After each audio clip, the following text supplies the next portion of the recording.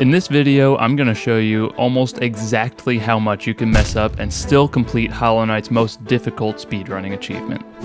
I first played Hollow Knight during lockdown in 2020, and it quickly became one of my favorite games of all time. From the art style, to the music, and of course, the difficulty. I was hooked from when I first picked it up. Now, with Silksong right around the corner, I decided it was time to try and tidy up my missing achievements, specifically the speedrun and speed completion achievements. To say I was rusty at the game is an understatement. Since I haven't touched the game in 4 years, I decided to hop in a call with my buddy Kevin, who happens to be the best Hollow Knight player I know. If you really think about it, Hollow Knight's really good. To help guide me on an efficient 100% route. So, without further ado, here is my first attempt to speedrun Hollow Knight 100% in under 5 hours. The run started out pretty normal. We got our first charm, defeated our first boss, got our first spell, and our first couple movement upgrades in pretty okay time too. But this is where the real challenge began. Soul Sanctum. Soul Sanctum scares me though, I don't like these guys at all. I was feeling pretty comfortable up till this point in the run, but I knew this place would give me issues.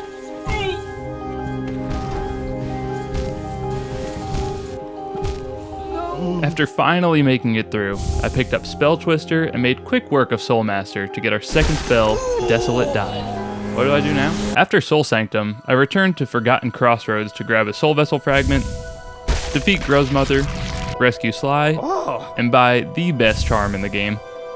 At this point, about an hour into the run, the next big challenge begins. Crystal Peak. This platforming noob's worst nightmare. After easily defeating Crystal Guardian and grabbing the shopkeeper's key, we got our next major movement upgrade, Crystal Heart. Now, I know I made that look super easy, but this next room is truly the stuff of nightmares. Dude, I remember the first time I played this game. Yep. Saw that coming. I mean,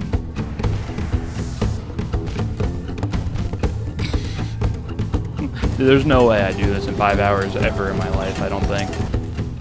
Alright, first try, we got this.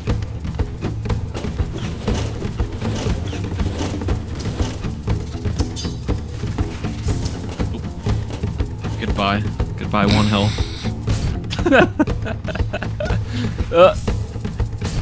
Oh. We take the iframes there.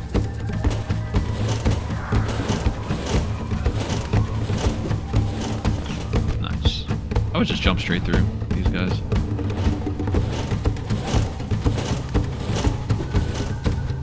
First try. Oh, first try. After way too many on my very first try, I picked up Descending Dark, and I was ready to grab the Dream Nail and finally make some progress towards beating the game. Next up was upgrading our first spell, Vengeful Spirit, which means heading back to Dirtmouth to buy the Elegant Key from Sly. Oh. That's right. With a quick detour to get enough Geo. Velmi Artred. From there, it's back to Soul Sanctum for the rematch with Soul Warrior's stronger brother and his way too many friends.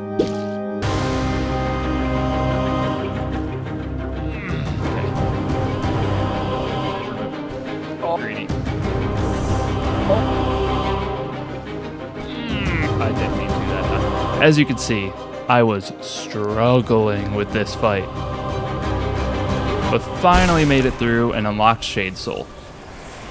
This was pretty rough for the run though. With 5 hours being my target time, spending 15 minutes on one optional boss is not exactly ideal. But surely my luck would turn around soon. Thankfully, I had an easy enough time defeating Dung Defender and grabbing Isma's Tear from the disgusting Royal Waterways, so I set my sights on the next movement upgrade, the Double Jump. After journeying through Ancient Basin, grabbing a Paelor, and defeating Broken Vessel in just a few tries, I was finally able to pick up the Monarch Wings to round out all of our movement upgrades. Lost Kin time? Next up on the list, while I was already all the way down in Ancient Basin, was Lost Kin, the first dream boss. Oh! But after trying and failing a few times and looking at the clock, I left. Wait a minute, I thought you said this was 100% speedrun. That's right, it was. At least it was supposed to be. However, I'm bad at the game and set my sights way too high. With just over 2 hours remaining to get the Speedrun 2 achievement, I decided to give up on 100% and just try to finish as fast as possible. So naturally, the next thing I did was take out a completely optional boss and grab an extra charm notch while heading to our first dreamer, Manamon the Teacher. With the help of my good buddy Quirrell, we took out Umu and broke the first seal. At this point, I've been playing for just over 3 hours. Should be easy enough, right? 2 more dreamers and 2 more hours? I couldn't resist picking up just a few more upgrades along the way. Finally picked up Howling Wraiths, my favorite spell, upgraded my nail as much as I could, and even picked up a mask shard that I would proceed to do absolutely nothing with. Then came our next real challenge, Deep Nest. I hate Deep Nest. There's just like, Yeah, there sure are. This place is a terrifying maze full of disgusting enemies that to this day I do not know how to navigate efficiently. It's magnificent. After finally finding a way through, I was able to get the second dreamer, Hera the Beast. This took me about 40 minutes, leaving me just over an hour to get the last dreamer and defeat the final boss. For you pro gamers out there, this may seem like a simple task, but for me, oh, that's an entirely different story. Despite taking every advantage I could, Watcher Knights had my number.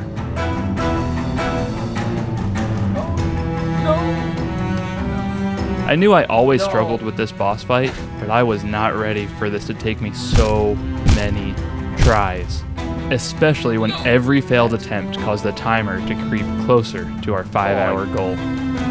But finally, on my 17th try, I was able to beat them with 1 mask remaining. Let's go. I finally got Lurien the Watcher, the third and final dreamer, with about 40 minutes to spare. Now the final countdown really begins. Without wasting any more time, I ran right to the infected crossroads to enter the Black Egg and confront the final boss, the Hollow Knight.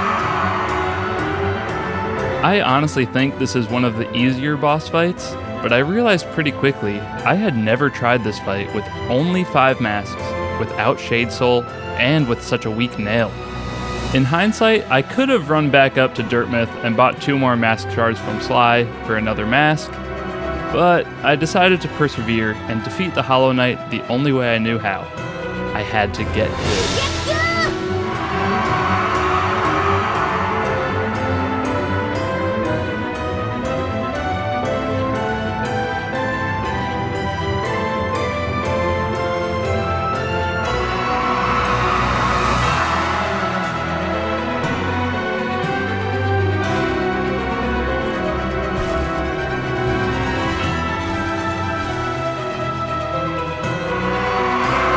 Did I do it?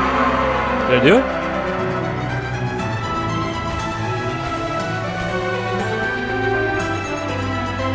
No.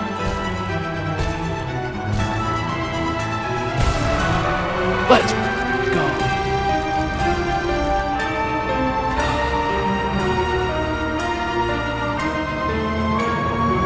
I suck. I suck here. With the Hollow Knight defeated and Hollowness saved from the infection, I had beaten the game. But was I fast enough? Speedrun 1 and 2. Let's go. 4 hours, 49 minutes, 23 seconds. Oh, we had 11 minutes to spare. My timer had actually fallen 17 minutes behind, but I still finished well within our 5-hour goal. And 38% completion too. I mean, that's basically 100%. I'd say just shy of the 100% goal. Just a little bit short.